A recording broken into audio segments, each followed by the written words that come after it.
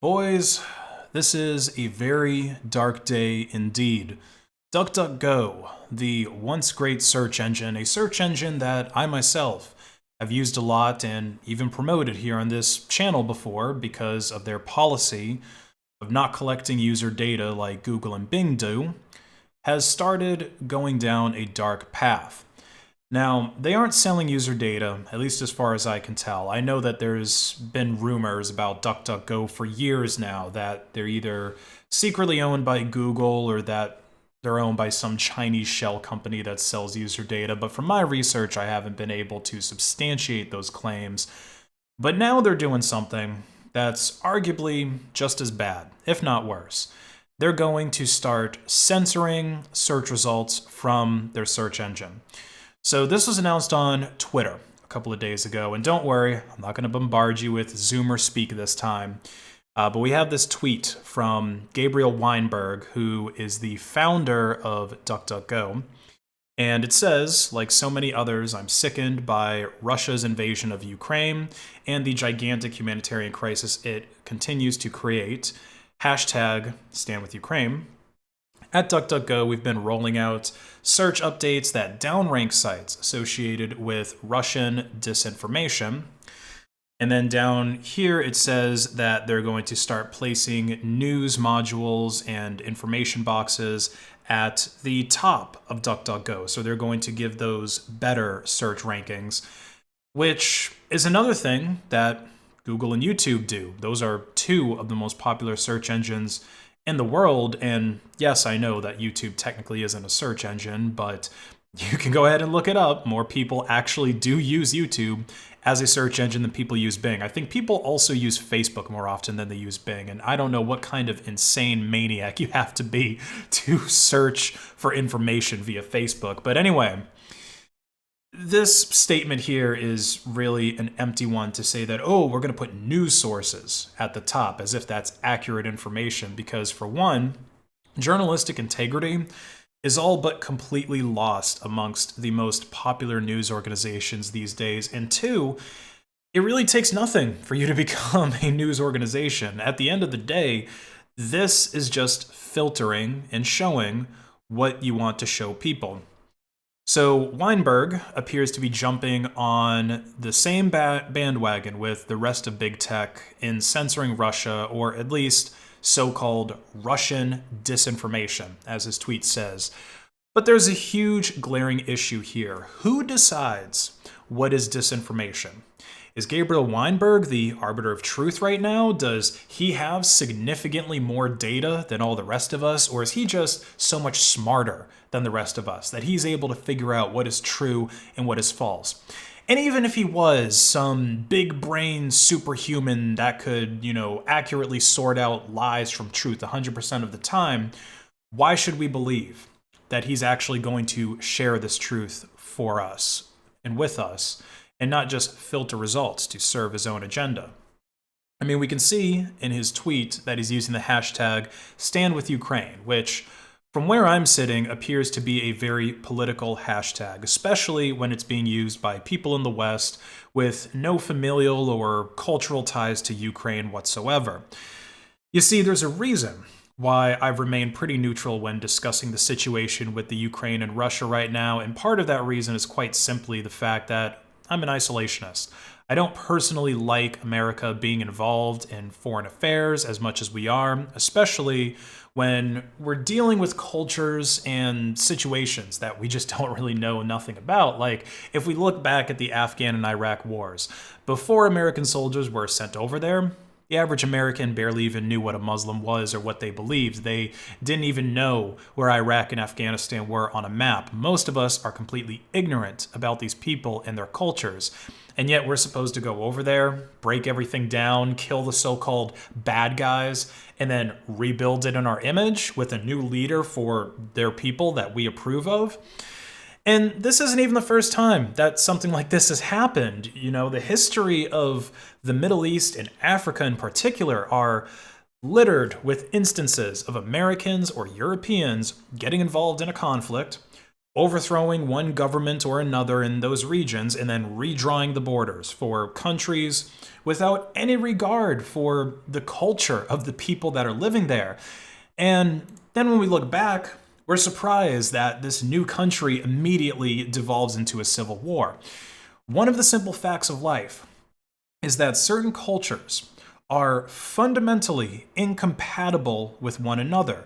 And when you try to force these people that are participating in incompatible cultures to coexist, without one just assimilating the other or their cultures combining in some way, there's always going to be conflict. Now, on the specifics of the Russian and Ukrainian conflict, obviously it's fucked up that the Russian government went and invaded Ukraine, but the Russian government is really acting in their own best interest. According to their own statements, one of the prime reasons that they invaded Ukraine is because they were going to join NATO, which is an alliance of various Western countries, the most powerful of which is the United States. Now, the United States and Russia have a long-standing rivalry that goes back many decades. I mean, you think about the Cold War and the space race, all of that was because of the rivalry between America and, well, at that time it was the USSR. So if you were to put yourself in Russia's shoes, or at least the Russian government, Russian Department of Homeland Security or whatever, obviously it's pretty clear that they would want to try and keep a nation that's just a few hundred miles away from the capital. Ukraine, I think, is one of the closest countries to Moscow. A nation that was also just a few decades, it was part of the USSR. It makes sense for them to try and keep them from joining their rival's team. And there's also a potential economic crisis there for Russia. So, of course, they're in an economic crisis right now with the value of the ruble crashing. But Russia's economy is very heavily dependent on selling oil and natural gas to Western nations. Over half of their GDP comes from the sale of oil and natural gas, which are resources that the Ukraine also has a lot of. So, if the Ukraine were to join NATO, then it's more than likely that Russia's big customers like the US and Germany would start buying these natural resources from the Ukraine instead, which would crash Russia's economy anyway. So in some ways, Russia really is acting in their own best interest, which is what most governments do. In fact, if we look back throughout history, that's the case with pretty much every so-called bad guy. There really isn't a such thing as this black and white, good and evil in the real world. Okay, we don't live in a Marvel movie with obvious villains that are like, ha ha ha, where are the bad guys in the movie? No, life is much more complicated than that.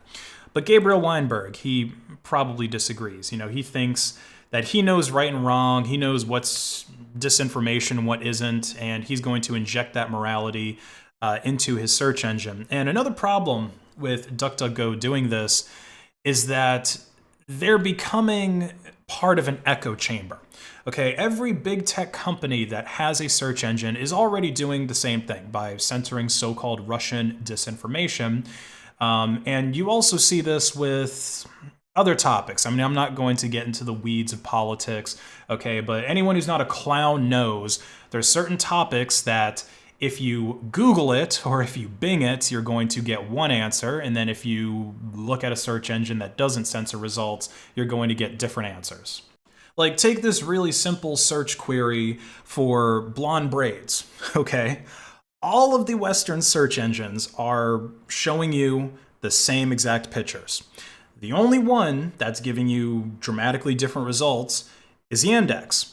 And a few years ago, DuckDuckGo was publicly against these kinds of biased search results that Google, Bing, and all the others serve up to their customers. In fact, there's this tweet from 2019 on the DuckDuckGo Twitter bragging about how they have unbiased search results, but not anymore. And I really wouldn't be surprised if this actually ends up driving more people away from DuckDuckGo and possibly to search engines like Yandex, which, if you didn't know, is owned by a Russian company.